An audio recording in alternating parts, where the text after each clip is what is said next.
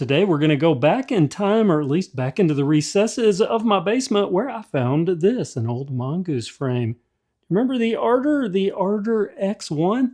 About 5 years ago, this was a thing. I'll call it peak Pacific cycle. Peak Schwinn and Mongoose, they were releasing stuff. Started in 2020, they came out with that trio, the trifecta. An updated TAF, an updated aluminum comp. Was it the Boundary that made up the third? Whatever the three bikes were, they were great. They brought tapered head tubes to us budget cyclers. We could run down to a Walmart and pick one up. Decent geometry overall, some better components. We had wide range freewheels. It was a good time and just the start. 2021, this Ardor came along with the Ledge. You know the Ledge. My most expensive build to date, Project Ledge. Still an awesome bike. But this Ardor X1, it just sort of came and went. I mean, it hung around for a little bit. And I did do a few things with this. You can see. I went with these silver bars as a matter of fact. I had a silver on silver theme with this. I called it the Ardor X1 Experimental because I was trying out a few things, including a unique silver version of the IXF crankset. But that silver crankset with the silver bars, a budget air fork, I'll link to my complete build, all my videos on this Ardor X1. But one of the things that made this so special, at least at the time it came out, again, 2021, June of 2021, was the head tube angle. This had a 66.5 degree head tube angle on a big box bike from Mongoose. Unheard of stuff. Back in 2021, nowadays, kind of the sky's the limit for us. On budget bikes, there is limits though, I guess, because Mongoose, we just don't see that anymore at Walmart. Sad, because Mongoose, one of my favorite brands. And a history, and it just looks and sounds cool. Another thing this pulls back was this. I was unhappy with this. I didn't like the performance, the chain slap, didn't even feel it shifted out all that well. Possibly why it has been collecting spider webs in the basement. Oh, it's the Box 4. And this was an 8-speed. Always thought that looked like a Spider-Man logo. Tilted just right. Kind of see Spider-Man's face there. At least I do. Spider-Man or not, I wasn't happy with this. And I think it just came out kind of at the wrong time for what it was. Maybe if it had came out a couple of years earlier, I would have been pretty happy.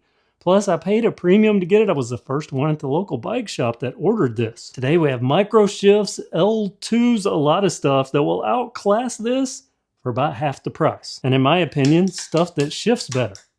So this Ardor, very experimental. Some parts that worked, some that didn't, and some that now aren't even on the bike anymore. So what happened? Why did I do this? Well, I needed parts. You know, the price of parts has become super expensive, and when you're doing budget bike builds, really creates a problem. Surprisingly, one thing that's not really expensive is kind of held the same price as these budget air forks. They're about the same. Bucklos, Uding, Lutu, whatever you want to buy. Still affordable, but just about everything else has gone up. So I had to start using parts that I had on some builds. Many you haven't even seen. Just things I've been working on. People needed parts. I've parted out bikes, but I never did get rid of this frame. I mean, 66.5 degree head tube angle.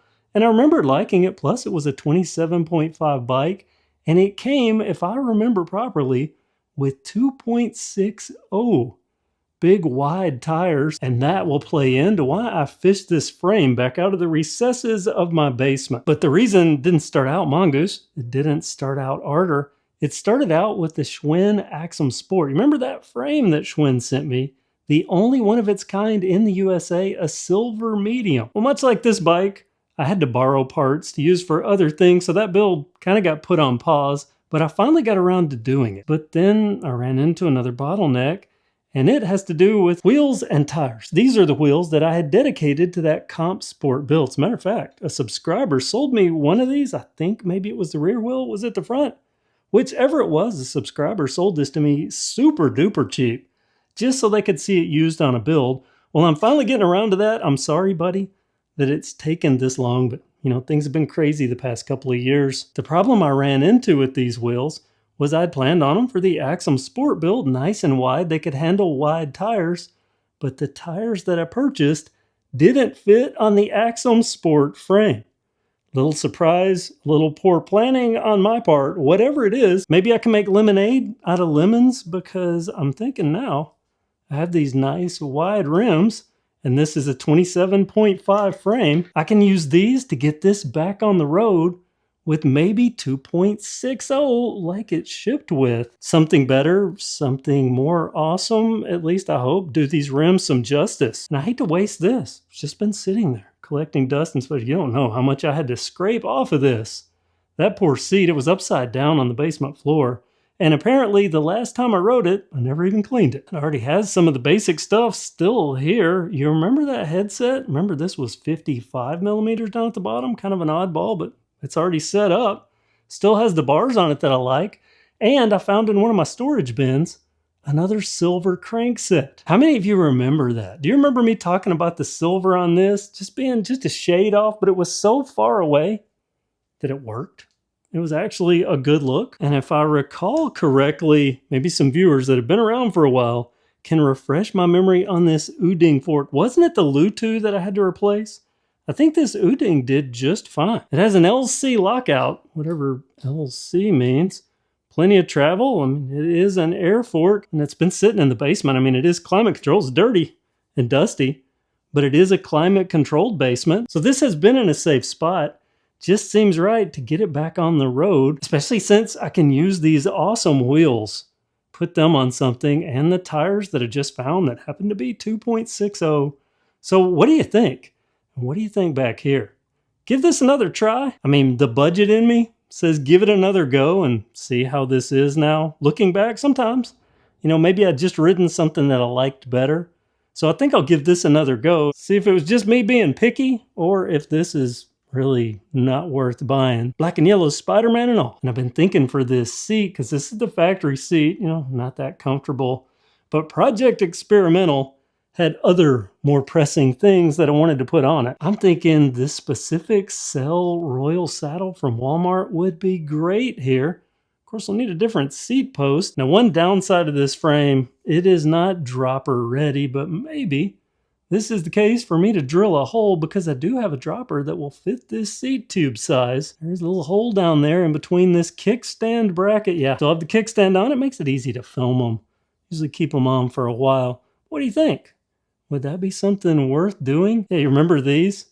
Remember bikes that used to have these things? Remember how it used to be? We finally got internal cable routing and then we started wait a minute. Wait a darn second. Oh, this does have dropper. This is dropper ready. Well, hey, decision made. This baby's getting a dropper and a Cell Royal saddle. This should be a pretty easy build because so much of it's already here. I know I have that part. I have the dropper. I just need to buy the seat. Guess I'll need to buy some grips. Oh, and brakes. Yeah, those are important. I don't see any brakes here.